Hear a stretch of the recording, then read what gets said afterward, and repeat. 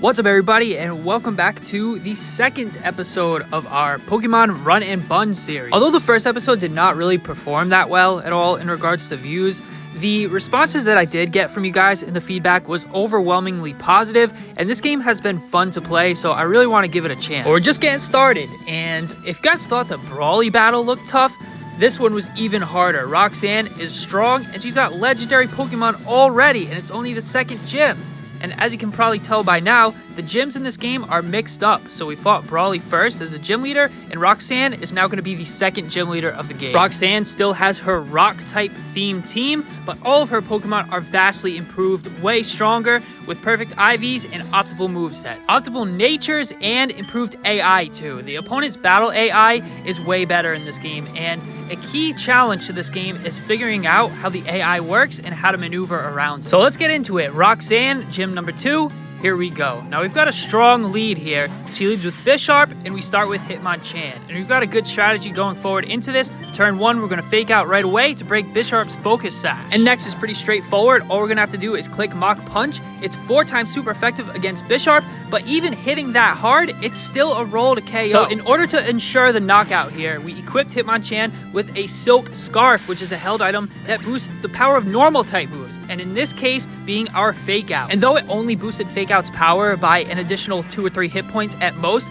it was enough to put Bisharp in range for Mach Punch to be guaranteed to be able to finish him off. Solrock comes out next, and we're predicting a Psycho Cut here, so we want to switch Hitmonchan out into Sneasel, who will be immune to the Psychic type attack. Now, Sneasel isn't who we really want on the field. We just wanted to use him as a pivot to immune the Psycho Cut and switch into Prinplup. Now, we're going to take a guaranteed Rock Slide here, but taking a Rock Slide is better than Psycho Cut simply for the fact that there's a less likely chance of getting crit. Now, we are going to have to dodge one flinch here, but it's kind of a pick your poison type of thing, you know what I mean? Solrock goes for the second Rock Slide, Prinplup barely survives, we dodge the flinch and get off the super effective Bubble Beam. And because Prinplup is at low HP, Bubble Beam is going to be boosted by our ability Torrent, so it deals massive damage. However, unfortunately, we did not get the speed drop, which means Prinplup is not going to survive this encounter. We are forced to Aqua Jet. It's not going to deal enough damage to finish off Solrock, but we did get off some good damage. If we had got the speed drop from Bubble Beam there, we would have been able to outspeed and go for another Bubble Beam rather than Aqua Jet, and Prinplup would have been able to save himself. But either way, you can't win them all. Prinplup goes down. That's our first sacrifice, and we're going to bring in Sneasel to finish the job. And Solrock is so low on health, all we really need to do is flick him for him to kick rocks. So, get it, Solrock is going to kick rocks. But we hit him with the Ice Punch, and Solrock goes down. Alright, so remember how we discussed learning the AI in the beginning of the video and how it's so important? Note how she sends out Aurorus next. Now, why would the AI send out Aurorus knowing that we have a 4 times super effective fighting type move in Low Sweep?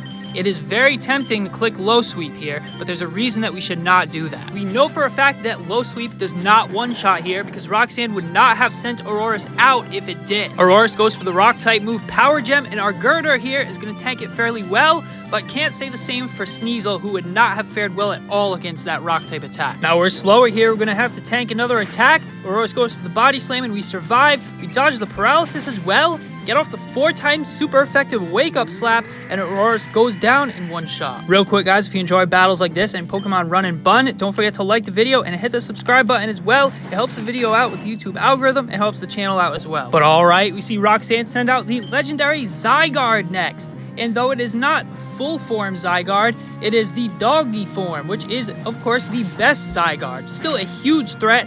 He, of course, is going to outspeed Girder and finish us off with the Dragon Claw. Now, sacrificing Girder there was the smartest play. He kind of had already served his purpose in dealing with Aurorus, and now that allows us to get a clean switch into Sneasel, who is able to deal with this Zygarde. Now, we are faster, but Zygarde has a priority extreme speed. This is going to hit hard because Sneasel is a pretty frail Pokemon, but we survive on about half HP, retaliate with the 4 times super effective Ice Punch, and Zygarde goes down in one shot. Now, Roxanne's team, being only second gym leader, is pretty crazy that she has all fully evolved Pokemon, but that is compensated by the fact that most of her Pokemon have a 4 times type weakness.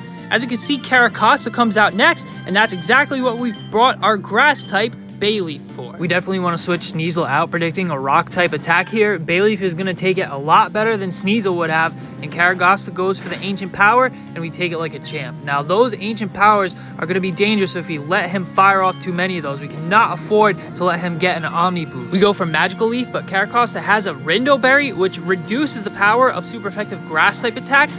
However, it is still a 4x super effective move, and it deals about half of his health and damage. Karagasta retaliates with the Zen Headbutt, and this is definitely better for us than Ancient Power because there's not a chance of that Omni boost, and there's no chance of flinch either because we're faster. Now we're going to exploit the AI here a little bit. Because Karagasta sees that we will knock him out on the next turn with our move, the AI is always programmed to spam priority moves because he knows that he's going down either way. So we tank the not very effective Aqua Jet and heal up by using Synthesis. And we can just keep doing this, again, because Karagasta sees that Magical Leaf will finish him off, and he knows that he is slower, he will always go for his priority move when possible. And these Aqua Jets are not dealing very much damage at all to us. We're going to heal up again with another Synthesis and restore much more health than he's dealing in damage to us. That way we can put Bayleaf in the best possible position for whatever Pokemon comes out next. There goes another Aqua Jet, Bayleaf tanks it like a boss, and we're going to finally finish off this Karagasta with another Magical Leaf. And like we talked about at the beginning of the video, learning how the opponent's AI works and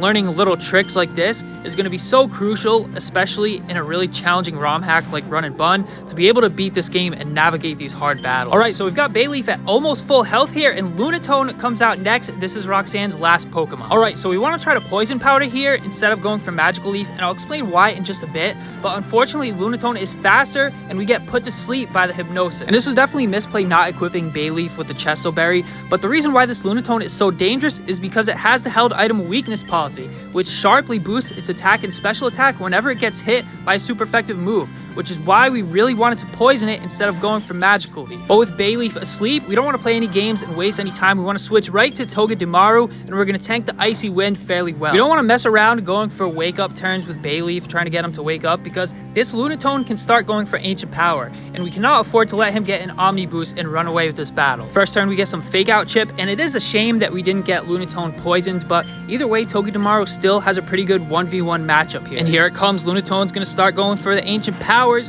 We tank the actual damage pretty well, but even still that 10% chance for an Omni boost is really scary. We hit him back with the Nuzzle, dealing a bit more chip damage as well, but more importantly paralyzing him.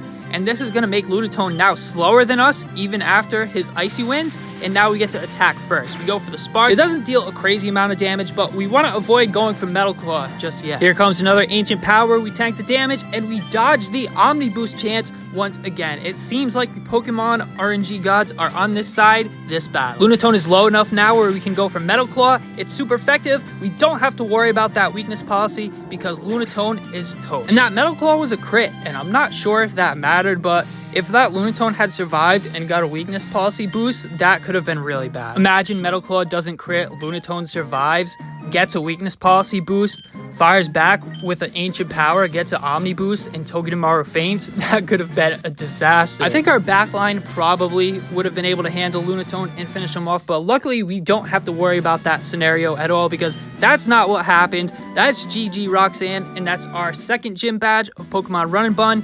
GG. This battle was a lot of fun. Do you guys think Roxanne was harder than Brawly? What do you guys think? Let me know in the comments and leave some feedback if you want to see some more Pokemon Run and Bun. Again, I'm really looking forward to playing this series. I would like to continue it, and hopefully you guys are enjoying the videos. There's a lot of really cool Pokemon available in this game, and there's a lot of really strong trainers and really hard battles ahead, from what I've seen anyway. So I'm looking forward to it. I hope you guys all are too. And as always, thank you all so much for watching, and see you next time.